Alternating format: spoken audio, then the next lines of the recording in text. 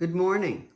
Welcome to the Unitarian Universalist Fellowship of Clemson Sunday service.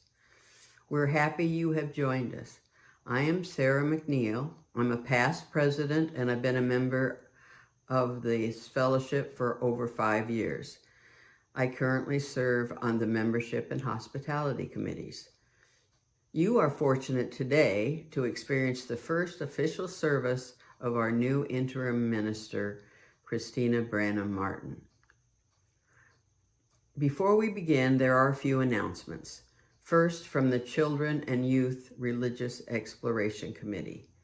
They are working hard to develop a new kind of programming for our families that best suits their needs for the fall. In order to do that, they need to know what is most important to you. What would be of the greatest help or interest to you or your families when they resume our children's programming next month. Please take a moment to fill out a brief survey that you will find in the Weekly Connection and in your CYRE update email. Your feedback is very important to us all. And while you're checking the Weekly Connection, look for opportunities to join new covenant groups led by Christina, play bingo, meditate, or socialize after the service. All the links and instructions are in the Weekly Connection. Our service today is about crossing thresholds and recognizing the importance of transitions. Our opening words today are by Arlen Goff. Thresholds. We cross them every day, from room to room, from outside to inside and back again, from here to there, from anywhere to everywhere, from age to age. Each threshold offers an opportunity for change, for renewal, for transformation, from what we were and what we are to what we can be. In this hour and in this place, we cross a threshold from our day-to-day everydayness into space and time attuned to the other, to the sacred, to the holy, into an awareness of new life, pregnant with possibilities. How will we be renewed in this moment? How will we be changed by this hour? How will we be transformed through this gathering of beloved community? Come, you longing, thirsty souls, come, let us worship together. Let it be so.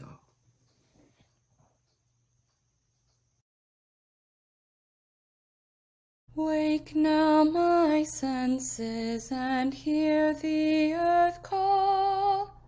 Feel the deep power of being in all.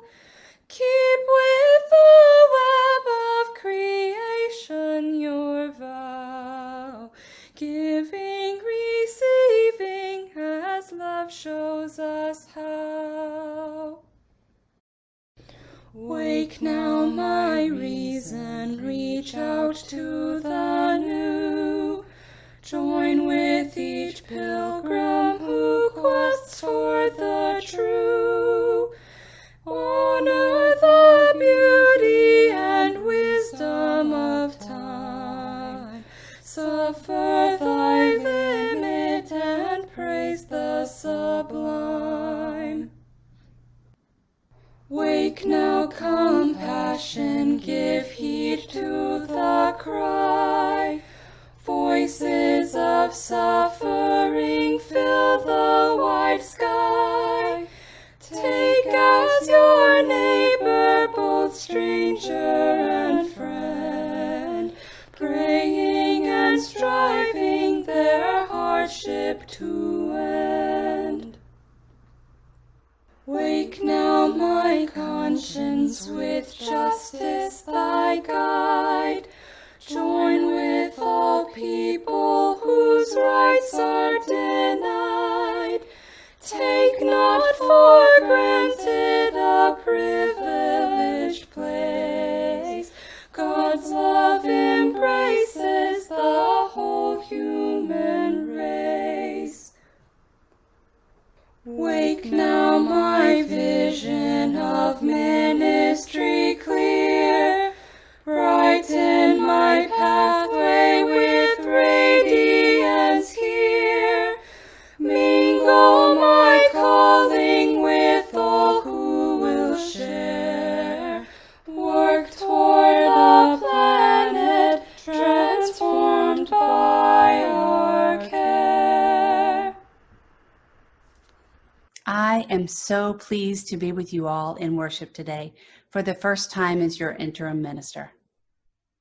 Together, we are crossing a threshold into a new year, new relationships, and all during a pandemic when we can't meet in person. What does this threshold invite us to? The Reverend Sarah Lawal writes, "A threshold is a space to imagine a new way and a new self, not pushing or moving, but sitting and cultivating. The goal is to allow you space and time to reflect on your past, your present, and your future, to imagine a new beginning." And in this spirit, I light our chalice and join with more than 1,000 other Unitarian Universalist congregations all over the world, doing the same thing this morning.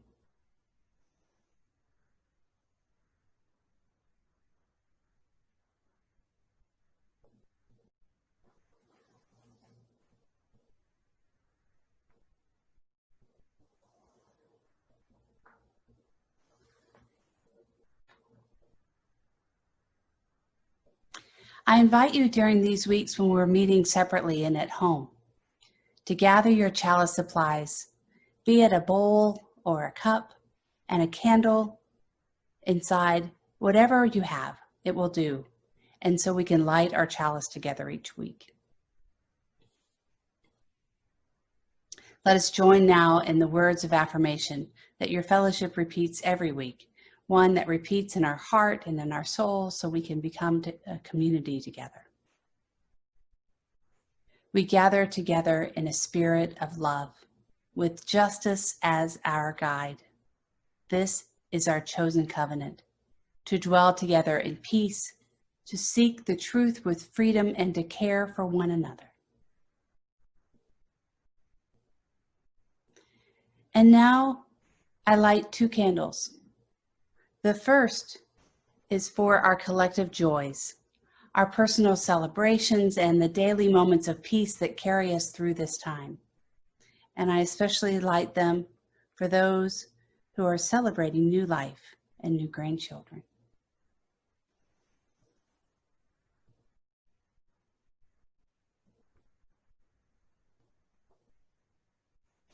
The second is for our collective sorrows, our worries for each other, our concerns about health and well-being, our hopes for our communities, our country, and our world. And I especially light those for those who are dealing with the issues with COVID-19 personally or in their family. These candles shine brightly for those who carry grief and for those who carry the weight down their shoulders.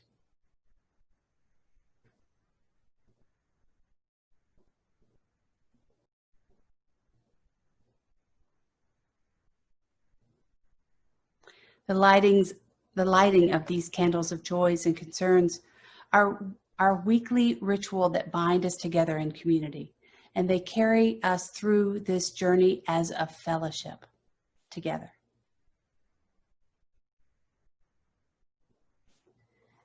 Now, let us share in the spirit of collective prayer and meditation. Today's moment of meditation is based on one written by Unitarian Universalist minister Reverend Charles Stevens. And he based this meditation on an essay of John O'Donohue's The Traveler. Let us pause for a moment to contemplate together the journey we are on. Today, may we understand that a journey can become a sacred thing, because we want to make sure our journey of transition is a sacred time. We pause before we set off on our journey. We pause to take time to bless our going forth. We pause before we set out on our journey to free our hearts of ballast. Those memories and emotions that we cling to, or those that seem to cling to us. We pause before we set off on our journey in order that the vision and the mission of this congregation might direct us towards the territories of spirit, where we will discover more of this congregation's hidden possibilities. We pause before we set out on our journey because there are urgent needs by individuals within our communities and by the larger world. They call out for the ministry of a congregation as vibrant and as powerful as this congregation can become.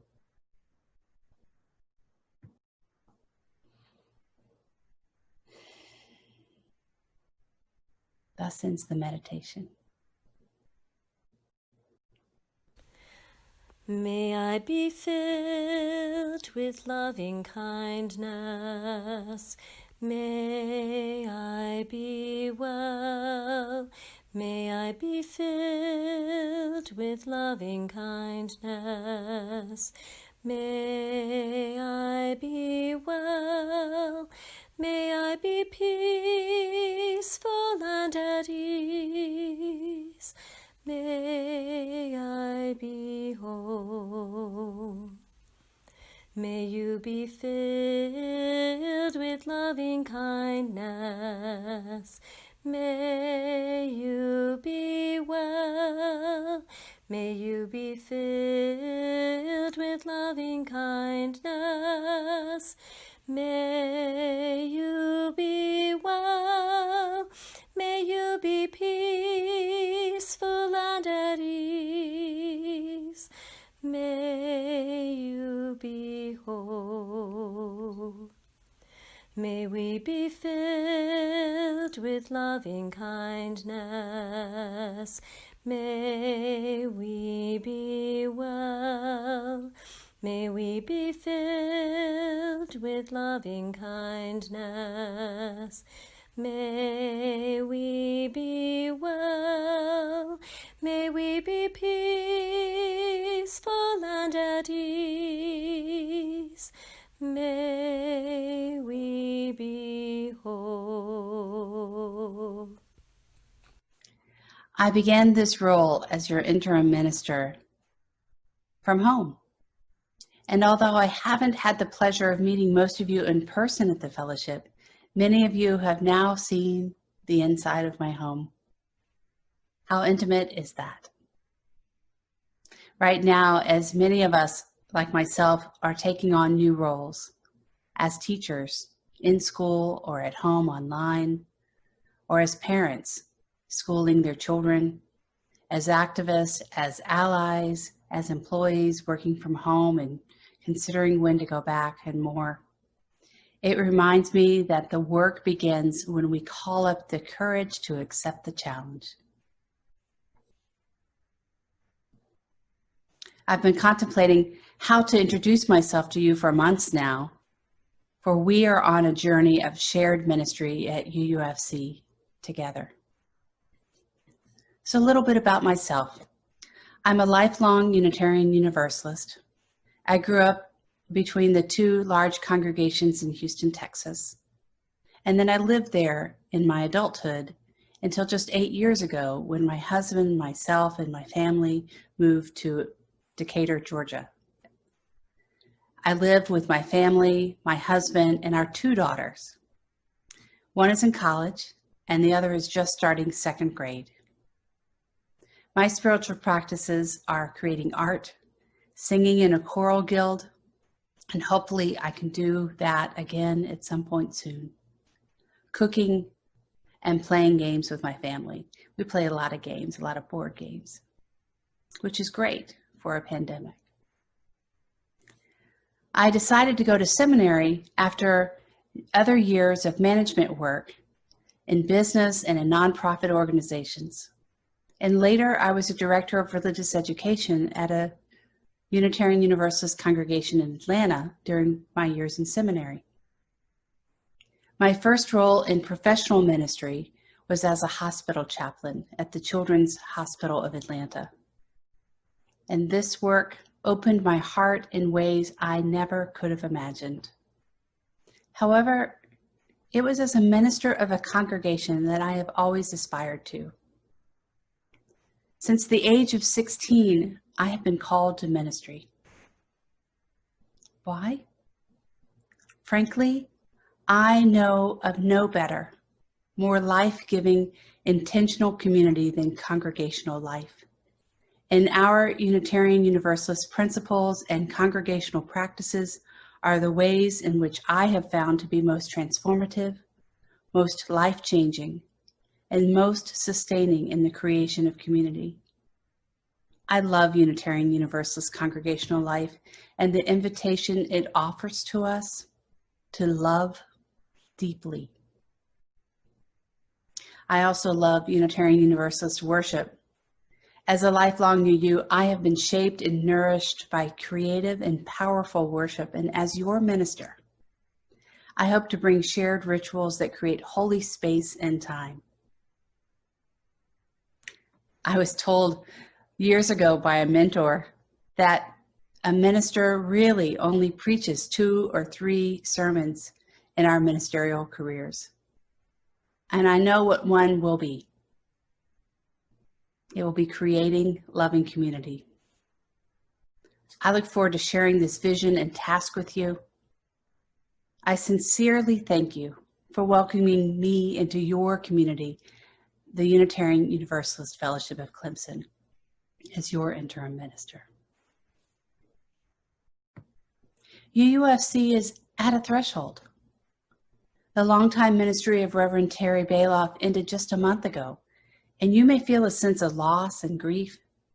And one of the roles of the interim minister is to help congregants deal with their feelings of loss around their former minister's absence. The UUA calls what I'm doing as an interim minister as transitional ministry. It is more than just a placeholder. The hope is that we will focus more consciously on the next 2 years, not as a stagnant interim period, but as an important time of transition, when we can vision your future and make choices that will set your new course. John Shar, a renowned political theorist, wrote that the future is not a result of choices among alternative paths offered by the present, but a place that is created. Created first in the mind and in the will, and then next in activity. The future is not some place we are going, but one we are creating. The paths are not to be found, but made, and the activity of making them changes both the maker and the destination. With this in mind, we ask, which paths will you as a congregation go down in the next few years? UUFC will go down a path in the next 2 years of figuring out how to survive and even thrive within a pandemic. And you will do so by staying together as a loving community, each by holding each other's joys and sorrows and care. And I will be there as your minister. It will be an honor to be on this journey with you in worship, in leadership, and pastoral care. This is a moment of change, a moment of endings and beginnings. And during the next 2 years and beyond, you will be called to be aware of the moments of change when a new direction or a new path has begun. You may even want to identify and mark such moments as special and meaningful, such as moments that need to be noted and possibly even celebrated with a ceremony that joyfully recognizes personal and spiritual changes that are taking place. We do that. And when we do, we experience that moment with greater purpose, meaning, and spiritual significance. And today we grasp the beauty and spiritual uniqueness of this moment of transition in the life of UUFC. In 2 Sundays, on August 30th, we will celebrate the in-gathering service and the annual water communion. We will have to do that in a special way this year, astride this pandemic. I have a vision for how we all can participate. Will you email me, introduce yourself, and share what is life-giving for you at this time? Perhaps even attach a picture of you and your family so that I can connect a face to a name. You can reach me at the minister's email on the website, minister@uufc.org. I will collect all the words or phrases you share, and I will create a video of me pouring water into a collective bowl as I read them. And this will give me a chance to begin to get to know you, your story, and what is keeping you going at this time. We will cross this threshold together in a new way with creativity, compassion, and love. I guess this is the beginning of that sermon, creating loving community, and I look forward to hearing from you.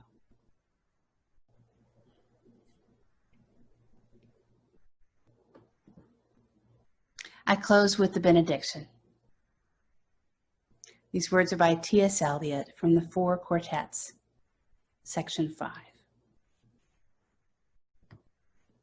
What we call the beginning is often the end, and to make an end is to make a beginning. The end is where we start from. We shall not cease from exploration, and at the end of all of our exploring, we will arrive where we started, and we will know that place for the first time. Today, our worship closes with these words. These were the ones spoken by my minister when I was growing up at the close of every service. We extinguish this flame, but not the light of truth, the warmth of community, or the fire of commitment. These we carry in our hearts until we are together again.